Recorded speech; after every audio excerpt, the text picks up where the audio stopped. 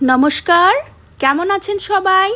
আজকে আপনাদের সাথে আমার দুপুরের রান্নাটা একটু শেয়ার করছি। আমার রান্নাঘরটা না অতটাও গোছানো নয় জানেন। আপনাদের হয়তো দেখে একটু খারাপ লাগবে, কারণ আমি আগেই বলেছি আমরা ভাড়া বাড়িতে থাকি।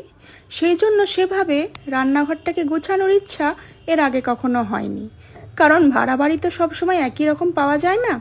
আগরতলার ভাড়া বাড়িটা যেমন আমাদের একটু বড়, রান্নাঘরটাও বেশ বড়।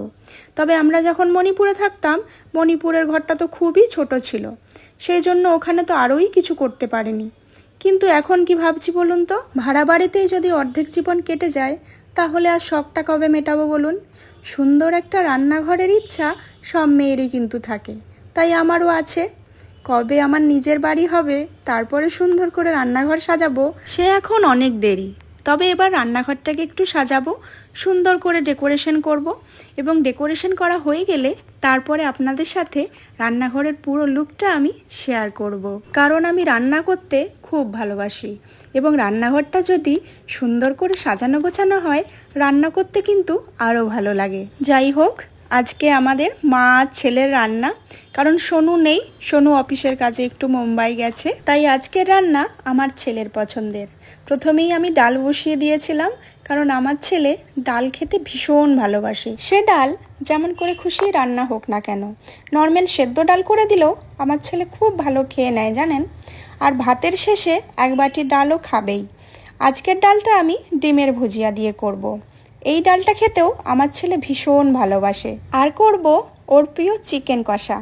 চিকেন খেতে আমার ছেলে ভীষণ ভালোবাসে। আমার যেমন ডিফারেন্ট টাইপের মাছ খেতে খুব ভালো লাগে, আমার ছেলে মাছ খেতে একদম পছন্দ করে না জানেন। মানে ওর জন্য আমাকে চিকেনটা রাখতেই হয় প্রায় দিন। তাই আমার ছেলের জন্য আজকে পছন্দের চিকেন হবে। ও খুব খুশিও হবে জানেন।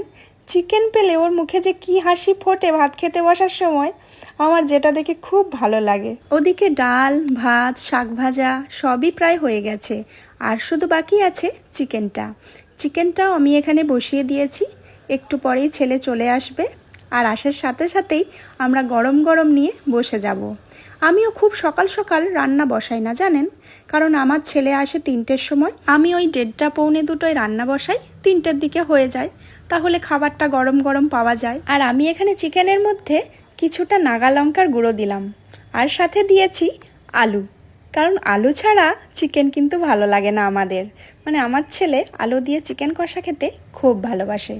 আর ওই যে নাগা মির্চ বললাম, সেটার ঝাল কিন্তু আমাদের বেশ ভালো লাগে।